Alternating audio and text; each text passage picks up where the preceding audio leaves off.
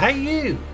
Want to see a 90s cartoon adaptation what ain't half as good as Teenage Mutant Ninja Turtles or Richie Rich, and yet only slightly more watchable than Boris and Natasha the movie? Want to watch a Robocop remake, but if the main character was a total mogadon and played by an actor who accidentally yeeted a pair of peeps 12 years prior? Want to enjoy a Disney flick what promotes transhumanist propaganda by mutilating a man without his consent and then turning him into a cyborg for shits and giggles? Well, have I got just the movie for you, fella? For I give you the Inspector of the Gadgets. Wowzer. Wowzer. Wowzer. Wowzer. Wowzer. Wowzer. Wowzer. A movie so thrilling, even the editor couldn't be bothered sticking around to fulfill his contract to make the full 90-minute cut, and even at just over an hour and 10 minutes, the cringe is so insufferable, even the bloody characters throw themselves off 30-story rooftops just to end the pain. Honestly, I don't blame them. As mentioned earlier, the film stars a bona fide naughty murderer killer who once got off scot-free for careless driving despite directly causing the deaths of two Irish ladies, in the central role of John Brown, a humble yet dopey security guard who dreams of being a top copper and getting the girl, but only ends up getting people killed and snogging his dog for some reason. Seriously, he makes out with his pooch at least 3 freaking times in this flick. What the fuck, Disney? Anyway, after failing to stop a criminal stealing a high-tech prosthetic foot and then being blown to Kingdom Come in the line of duty, John Brown is soon reborn as the Right Honourable Inspector Gadget, after the transhumanist nutter who makes plastic feet carves him up and stuffs him full of useless tat like a man-sized living junk drawer. Also featuring a camp British homosexual in a terrible kids movie.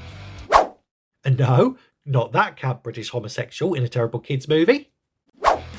Rupert Everett stars as Gadget's arch nemesis Dr. Clark, who's desperately obsessed with feet in this flick, and also with building highly annoying robot duplicates for some reason. With high-class support from Jolie Fisher, Andy Dick, and Michelle Trey-Kentenberg, and that annoying kid from Buffy back in the day, Inspector Gadget is cartoonish family sci-fi like you've never seen it before. Well, unless you've seen Spy Kids or Inspector Gadget 2, I suppose. Yet chock full of random homages to other genres such as Western standoffs, and also better films like Robocop, Herbie and Godzilla, and which to be honest just makes me wish I was watching them again rather than this cinematic turd what loves sticking gats in teen girls' faces. Well, maybe not Godzilla to be fair. Oh, good lord! The movie's a rip-roaring ride through highly original genre themes and tropes, like the need to always be brave and ready for when duty calls, and how the local police are always either incompetent dopes or else super hostile and totally corrupt. Directed by David Kellogg, whose extensive qualifications to handle a $90 million kids film include the checks notes, a bunch of endless music videos and straight up softcore bull. Bruh. Lol, typical Disney, eh? Well, at least it was softcore. I mean, a professional movie studio would never go the whole hog and hire a hardcore mucky movie maker to make a family film, right? Damn! And hilariously, seems this Kelloggy chap's done nothing else of note since he unleashed this cinematic gem on the world, and was immediately relegated to shooting commercials after this utter bomb blew up his career. Seriously, looks like he couldn't even get back into the Rudy Nudie skin flicks. Cure! How badly do you have to mess up for not even Playboy to want you back? Guess he'll have to go return to making overly sugary cereal now or some shit. Anyway, speaking of budgets and bombs, the movie sure made a splash at the box office. Well, more like a small ripple I guess, given it opened in second place, lost a studio 30 mil and couldn't even beat a so-so remake of a classic 1960s horror flick.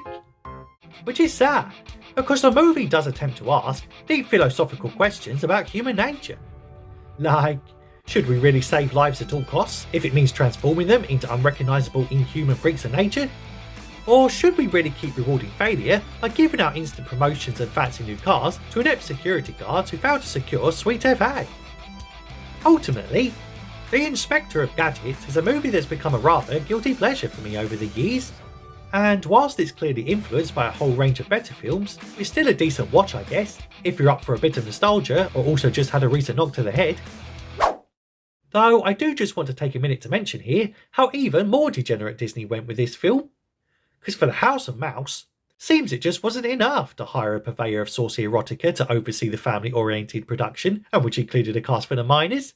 So they then took a popular tune from a random band called Youngstown and decided to make it the cornerstone in the marketing. But naturally, because the lyrics were full of smut and the song was about super sexy grown-up things, they carefully changed the lyrics to suit a more family-friendly audience. And thus going from this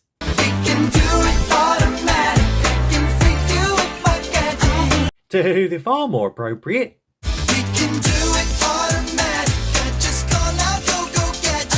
disgusting! So what's the verdict? Can I recommend you this movie? Well, depends on how well you can tolerate super lame and lazy, cringe-inducing fourth wall breaks. I think somebody's been watching too many Saturday morning cartoons. And also if you can bear to watch a movie with technically not one but two Robocops in it, but neither one of them being Peter Weller. Looking for me? On the other hand though, it does have grown men terrorising children when asked for a simple autograph, and also ends with a third act climax with the hero getting head with his pants around his ankles. But anyway, if that's the kind of kinky shit you're into, then I suggest making your own mind up about this one. So I guess you just need to ask yourself a few questions. Want to see a film where a rich genius becomes an insufferable arsehole simply after getting trim and losing weight? Want to watch a movie with the least amount of on-screen diversity since Black Panther? Or do you just fancy enjoying a flick where the best scene comes halfway through the end credits, in which the villain's lead henchman attends a minion recovery group, and all along the front row you've got cameos from the likes of Mr. T and Jaws from the Jimmy Bond movies, as well as other homages to other film lackeys like Oddjob, Igor and Tonto, Kato from the Green Hornet, and also Kato from the Pink Panther movies to boot.